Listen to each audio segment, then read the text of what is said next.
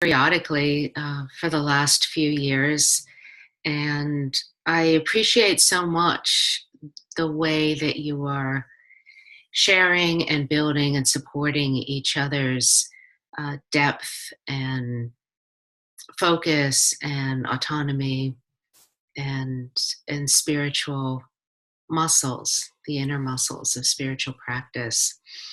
And when Manon was saying that people come from a variety of teachers, and all the teachers you listed are, dear Dharma brothers and sisters of mine. I'm sure you include the one dialogue work of Thomas Scheininger and Elizabeth Diebold.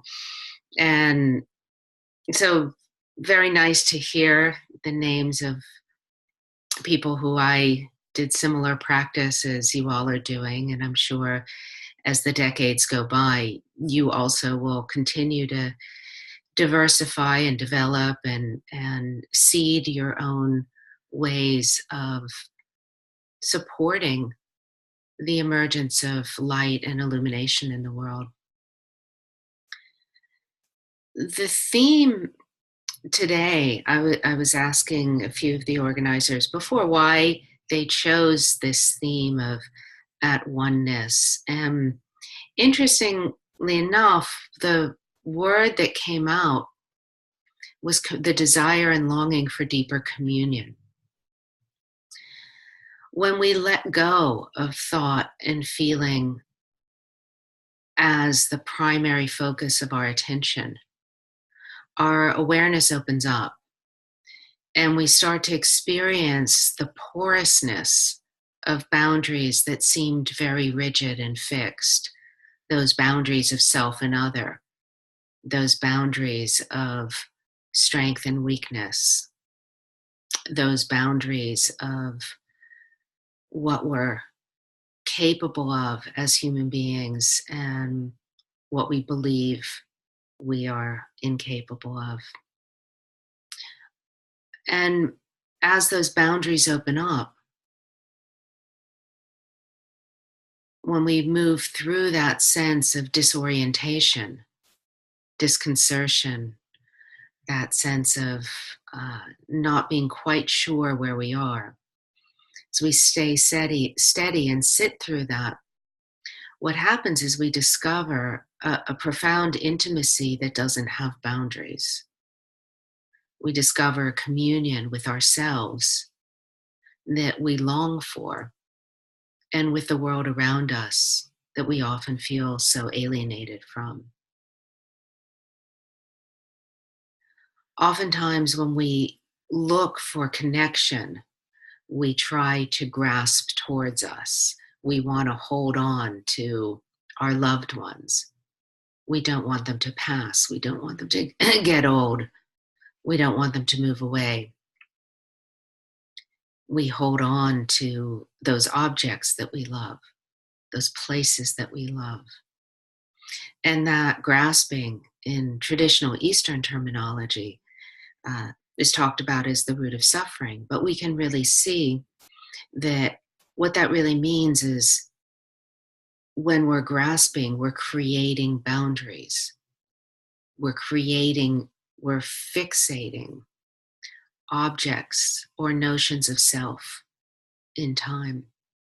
When we can let go of that grasping after fixed identity of self and other, fixed boundaries, and we open up to the mystery of consciousness, the mystery of awareness, the mystery of spirit, the mystery of time.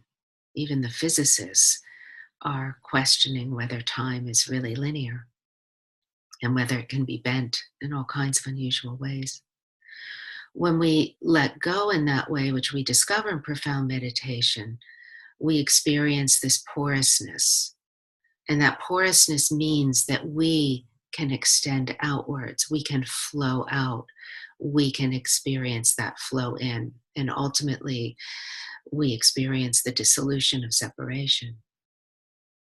And that's where we discover communion. We discover communion with ourselves and with all that is, because essentially there is no other. These are the profound esoteric teachings of all the non dual schools, but you can find them in your own experience. You can find them as you sit carefully, relaxed, not looking for any particular experience, and just start exploring the fact of awareness. Start letting yourself let go of meditation on limitation, meditations on the problems of the world, meditations on the crisis in our cities, the crisis in our earth, suffering of people we may know in our lives who are sick or ill or dying or have other emotional challenges, suffering of people we work with. We want to turn our attention on days like today, where you're taking time out to meditate, to the mystery, into that sense of interconnectedness, that sense of at oneness, and that sense of being. Because in that sense, we experience the explosion of a kind of compassion that has no beginning and no end, that includes ourselves and all our limitations, that includes everyone on this earth, those ones that we usually create boundaries and divisions with. We're all sitting on one planet. The worst despots of the world and the greatest saints of the world. We want to find a place from which we can draw profound strength and light and wish for the illumination and the dispersion of ignorance and violence and cruelty and the dawning of compassion. When we let go of our sense of limitation, excuse me, when we let go of that sense of limitation, we do discover the powerful renewal and renewing sense of that uh, presence of awareness, consciousness, being. It gives strength to embrace the unembraceable and to find a way to forgive the unforgivable. Because when we are able to do that, we experience that deeper sense of at oneness, that deeper sense of unity, that deeper sense of peace. Forgiveness doesn't mean justifying or allowing cruelty towards others, towards the planet, towards any type of being. But it means that we're not carrying the kind of frustration, anger, rage that is debilitating and depleting, that ultimately fixates us in positions of us and them. As the global rhetoric gets more heated, as people who are dedicated to bringing more light into the world, we want to strengthen our ability to rest in that which has no boundaries, which doesn't enforce an us and them, which is able to see clearly the vast play of long-term influence, to have compassion towards ourselves and towards others, and to be able to powerfully stand for, pray for, and wish for the dispersion of delusion and attachment to hatred and greed and cruelty, so that there will be balance on earth. When we experience that at oneness with ourselves in that most profound sense, we can also bear our own limitations without overdoing it, without holding on. And we can find ways to be our own best friends. It's what we discover in meditation. So, all the support that we long for, we can extend to ourselves. It's very important as practitioners that we become self-sufficient in that way, not by denial, not by not needing, but by fulfilling our own longing for love and connection, joy and delight, prayer and play, pleasure and laughter. We really do want to bring more ease into the world, more happiness, more spaciousness, more belief in the magic and the mystery that lies at the heart of spiritual awakening.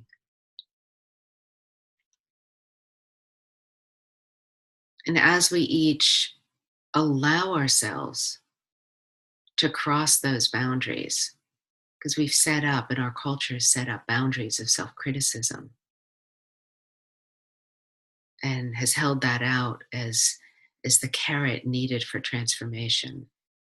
And I urge you all to let go of that in very profound ways and to discover a type of transformation that comes from the unfolding of love, that comes from that sense of being held by the mystery, in the mystery, and as the mystery. There's tremendous joy that arises from that, rejuvenation that arises from that, ease that arises from that, and um, fertilization, so that we also let ourselves move into ways of being that we either hadn't valued or hadn't thought were within our reach. So allow for connection to yourself at a profound level. Allow for connection and healing to others at a profound level. Allow for connection to the entire planet and the cosmos at a profound level, because ultimately there are no barriers and boundaries when we let go of identification at the dimension of self that moves about in the world of thought and feeling, space and time. In the meditation today, I really invite you to have a heart-centered meditation. Let go of grasping after certain types of emptiness or stillness that you may be accustomed to. Let your focus be on the qualities that arise from ease, from feeling held by consciousness itself, which is none other than ourselves. Feel held by that, feel able to let go in that. See what happens. Stay curious, stay alert, and stay aware. And consciously keep letting go of tension, effort, stress. If you find yourself pushing and trying to grasp after a particular insight or state, just open your eyes. You can even move a little bit. Just let go of that whole mode and approach to meditation that enforces distance, and embrace that approach to meditation that enforces and repeats and emphasizes that sense of no separation at all, of joy and delight.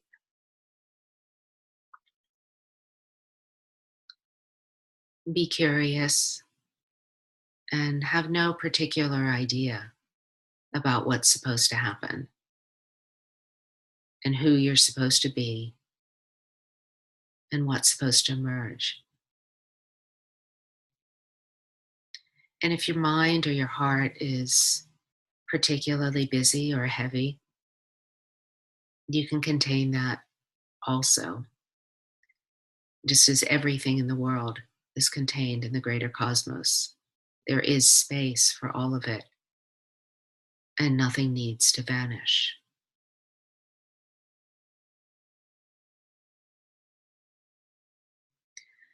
So, with that, let's sit in stillness, emphasizing ease, emphasizing care for self, emphasizing forgiveness of self and other. Forgiveness being that sense of like a dog shaking off water on a summer day when they've gone through the sprinkler, the fire hydrant, and they just shake themselves off. We want to shake off carrying resentment, vengeance, retribution. It doesn't mean we may not need to seek justice for ourselves or for others, but we don't want to carry that in our hearts. We don't know when our last moment's going to be. So we always want to live with a clean heart, even though the work of the world will never be done. So with that, let's rest in stillness for the rest of the time now.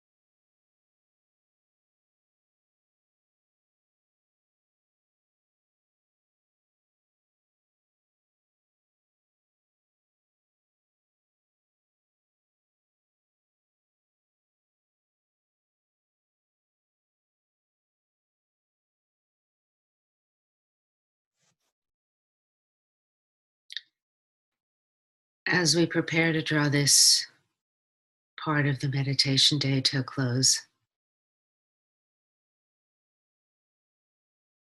stay rooted in these deeper dimensions of self.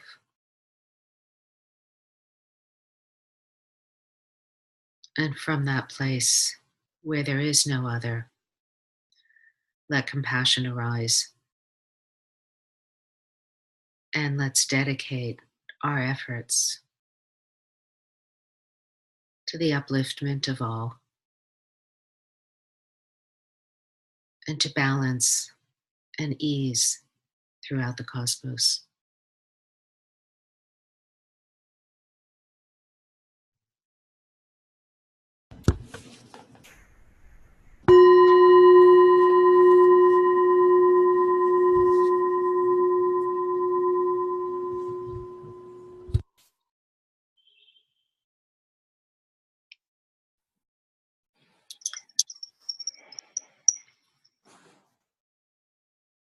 Thank you, everyone. Continue to have a beautiful practice today and enjoy the connectedness and the letting go. Thank you, Amy.